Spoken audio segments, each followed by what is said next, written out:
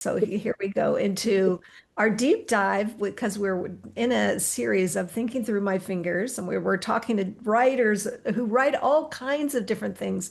Nobody that's been on it does the same thing, and of course, it would be unique to each person.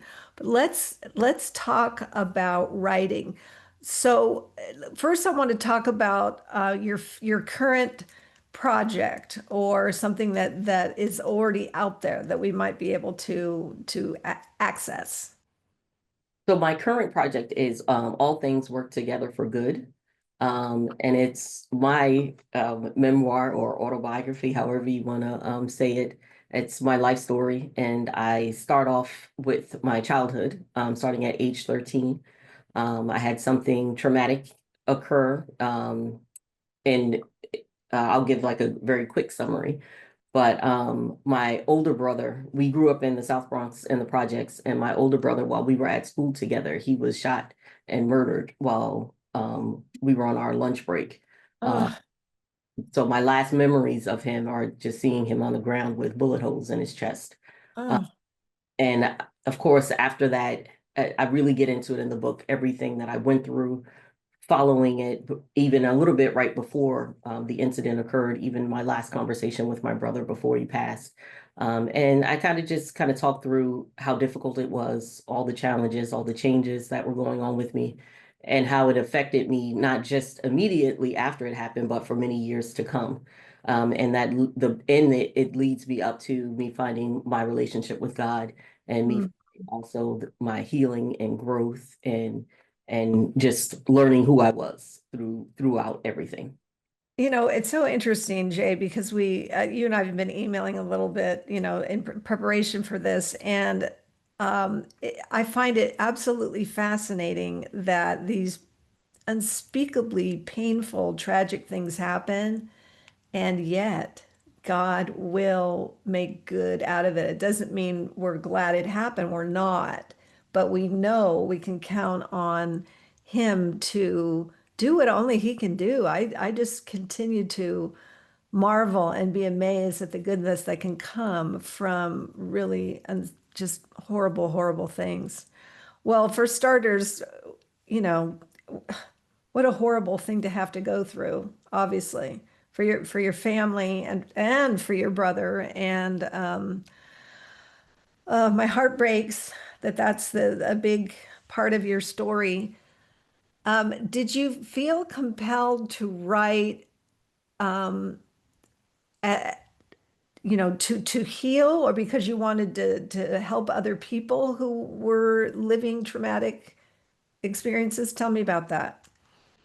Well, I actually initially started to do it because I did want to help. I've always worked with young people, and I felt like, the best way to really to be a help was to try to write the book and be as transparent as possible. Sometimes I think, and I don't think people always do it intentionally, but sometimes I think when we, tell our experiences and the things that we've been through, we can sometimes oversimplify it without telling about all of the struggles. And I tried to be as transparent as possible and make it clear that every day was not like sunshine. I had some setbacks, I had some failures, I had moments when I wanted to give up, but through it all, I learned to believe God. And I had to learn to utilize the supports that were around me. And it wasn't a clean, easy picture, so to speak. Like I struggled. And I wanted to kind of lay that out and to let them know that they're not alone in their struggle. But if I could get through it, then they could get through it. But they have to do their part. Because I had to do my part. I had to make that decision that I wanted better and I wanted, to have better for my family, moving forward. But I had to make those changes. Um, and it ended up being therapeutic for me as well. When I was Right. writing it, there were periods where I was actually in tears while I was writing, because there were things that I confronted that I just kind of tried to suppress and kind of tried to bury. But it showed in my behavior, it showed in my temperament anyway. Mhm. But when I really released it and really gave it over to God in prayer and really just, was determined that I was gonna, turn my pain into my purpose, things started to get better for me. And my hope is just that other people will read it and just be encouraged or inspired to know that they can be okay as well. Right. Very inspirational. Oh my goodness. Well, I want to know how you are I think you alluded to the fact that you're in the mental health field, correct? Correct. So this event really shadowed and shaped where you ended up going. Absolutely. It definitely did. And I even had the opportunity to go back to the school where the murder took place. And that was like just last month. Or no, actually, it was early this month that I had a chance to go back to, it was called Clark Junior High School back then, but now it's called South Bronx Preparatory, just to be able to share with the kids, that despite the fact that, they're growing up in the South Bronx and in a tough area, in a tough neighborhood, that they can still be okay. That, I just felt compelled to do it. And I feel compelled to help other young people because also in my book, one of the things that I point out is that I had so much support and help. And there were times in my life where I didn't even want it, but there were people who didn't give up on me. And I'm so grateful that they did not give up on me. And I try to just pay that forward, and just trying to do my part and trying to help other people just like somebody helped me. That sometimes there just aren't words. I'm absolutely amazed by how how you are paying it forward, how you are having learned from this and wanting so much to be helpful and be that inspiration and that encouragement to young people because they need to know, right? Absolutely. Okay, so we've got what you're writing on and a little bit of the why because you want to be helpful, you want to pay it forward, you want people, and I love the transparent aspect of what you're talking about because you're right, things can look too simple. They could be like, oh gosh, she just did it. Well, no, there was all kinds of stuff along the way, all kinds of hard parts. Do you have any kind of a writing ritual, like any habits that you in writing this that you found that really work for you?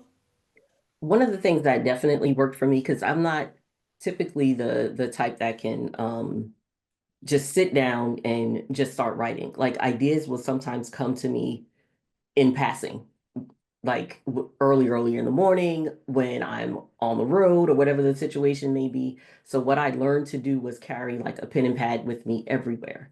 And when a thought came to me, I would just like jot it down.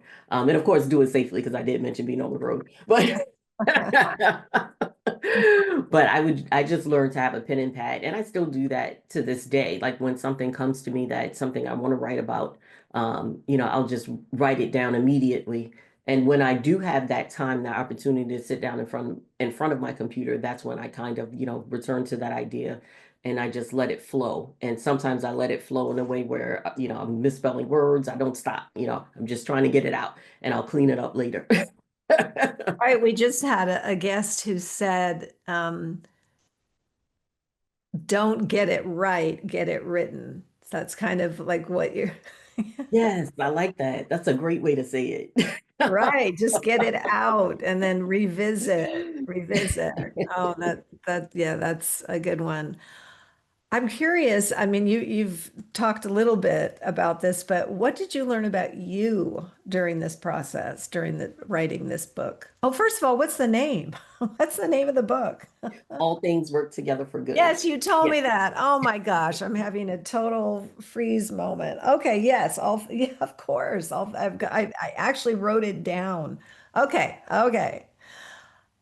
What did you learn about you? Well, I learned so many things about me, but I think probably one of the most important things that I learned was that I have some level of resiliency. And I Mm, can be really, really hard on myself. I've always been really hard on myself. And I learned, just in my studies with, mental health and different things like that, that sometimes when you go through a certain amount of trauma and different things, like you can, kind of just kind of adopt certain ways of being. And one of them is, kind of being a people pleaser has been an issue that I had struggled with, and also with being hypercritical of myself. Ah, So in this process, I learned that, number one, it's okay to make mistakes. It's not about the mistakes themselves, but about how I, recover from my mistakes, whether I own my mistakes, I learn from them, and then I persist forward. And I learned just to do that, that it's okay to make mistakes. It's okay to have failures, and I've learned a lot from my failures. So just everything could potentially be a teachable moment if, I don't, hold myself back. Sometimes, I don't need anybody else, to criticize me if I'm going to be my biggest critic. And I just had to learn also that that's not okay. Just with also learning who I am to God, being a daughter of God, I deserve better than, beating myself up and being too harsh on myself.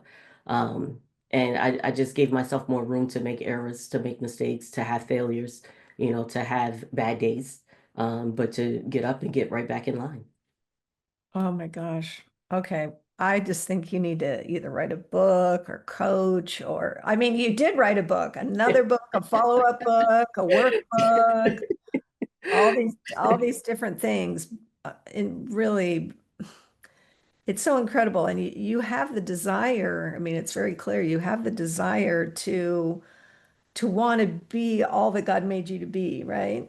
And, Absolutely. and you want to speak that into other people by the way you live, and then also with words, because words are very powerful, very powerful. Absolutely. All right.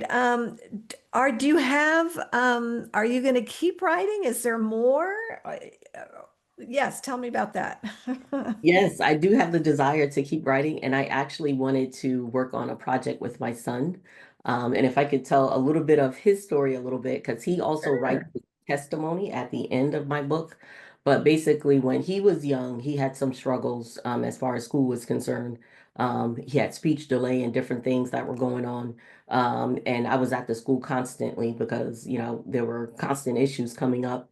And I was just wondering what was going on with him. And even when going to the school, I felt like he was being presented in a way that I knew wasn't him. Uh, Um, and so then I started to volunteer at the school so that I could see what was also going on. And I ended up learning later that he was diagnosed with autism. Um, and after I learned that, I went through some self-blame, I went through some guilt, and I remember praying and I remember crying out to God and asking him, what did I do that he ended up, being born this way? And I remember God directing me to the scriptures, and I'm just going to sure. paraphrase a little bit, but who did sin that this man was born blind? His parents or him? And, God's response is no one, but so that God could. And then from that moment on, I said, you know what? I told my son, you have autism. It does not have you. You are Uh, impacted by it, but you are not defined by it. You will be who God has called you to be. We started praying together. And since then, he has continued to progress. And when he was somewhere, we also received prophecy that, things would turn around for him. And around age 9, or so, he really started to do so much better. And it got to the point where he was actually even taken out of the special education category. And if you know anything about working within the school system, that hardly ever happens. And last year, he actually ended up graduating as his class valedictorian. oh my God has gosh. brought him a long way. And one pastor had mentioned to him, God took him from no speech to giving a speech. Oh my goodness. That is such a great story. That really is. And it's more than a story. I mean, it's your life, it's his life. That is truly incredible. I love, love, love hearing that. So Wow. I talked about it a little bit in the book, but the two of us are actually thinking about doing a project together. So we would talk about it from his perspective more and also from mine. So we would kind of do it together. And that would be very helpful to lots of parents out there. Help them understand what you went through, and then also what he went through as the one diagnosed. And really, it's informational. And a lot of times I know we resist quote unquote labels. And yet at the same time, it can really give you some information that will only help you, right? Absolutely. I say about labels because I get it. You know, you don't want to have a child think that they're defined or limited by anything. But labels can also, once you find out what a child is diagnosed with, that's a things to pray about list.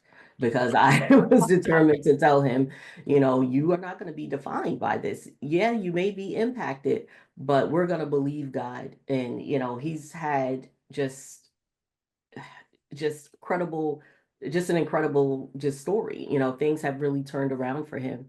And we're just so proud of him. And right now he's in college, studying to be a coroner. So yeah, In college, his whole yeah, childhood just went by in like 3 minutes for me. yeah. Oh my goodness. Well, good for him. Good for him. And I love hearing that he's been very successful with who he is, what he's been given, and he's been victorious. I think just it's it's inspirational, it's encouraging. I feel very joyous at all that he's been able to accomplish. Thank you. Wonderful, wonderful. Is there any advice you'd give people who might want to write? What advice would you give them? Yes, I've actually come across a couple of people who did say that, you know, they've always wanted to write a book. I would encourage people who want to just to do it. I know a lot of times we look for the perfect time, the perfect opportunity. Um, but sometimes you have to make it happen. And I felt like even with me, the time that I actually took to sit down and write it was during the pandemic, and we might not have another opportunity to be, you know, in, you know, that same type of situation, hopefully. But with even this next project coming up, you just have to sit down and say, you know, this is what I want to do it in pieces. At least start something, start writing somewhere, start journaling, start just jotting down ideas, and then build from there. But don't continue to necessarily keep deferring it to the perfect time because the perfect time will Right. come. Yes, there isn't one. That's the secret. There Yes. isn't a perfect time. Oh my gosh, that's great. Okay, so you're going to continue to write, and that was your advice for anybody who thinks about it. Just do it. And you've got that upcoming project. What do you want? I think I already know the answer to this, but I'm going to ask it anyway. What do you want people to take away from your book? Let's see. Where did it go? Working all things for good. All things work together for good. What do you want people to take away? Well, I felt like one of the things that God had given me, which I try to share with people continually, is your beginnings in life don't have to determine your endings.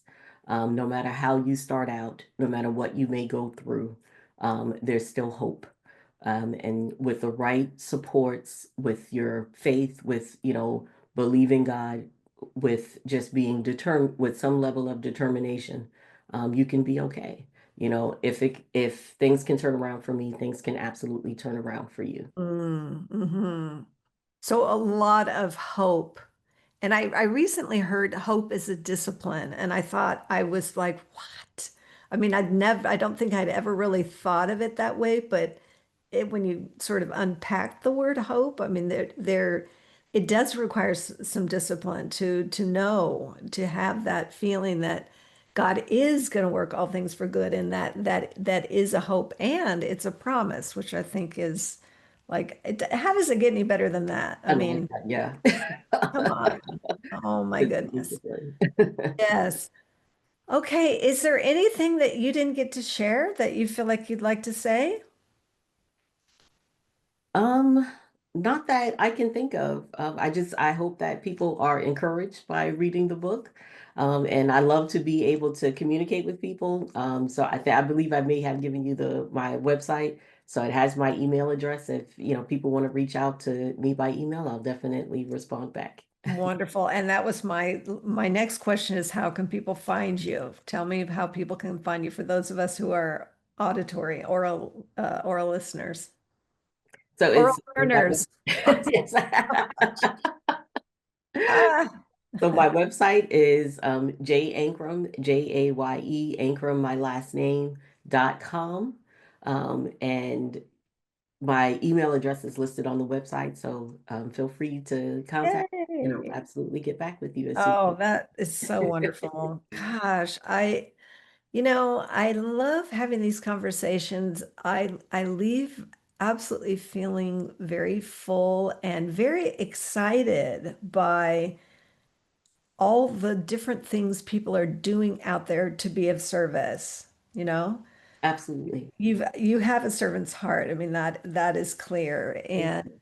yeah, I find it very uplifting, very very exciting to see and to hear what people are doing to help one another.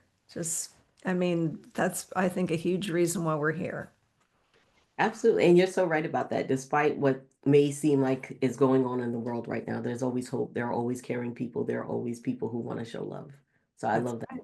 Thank you Hi. for saying that. I love My that. pleasure. Wow, what a great time this has been. Jay, thank you so much for your time.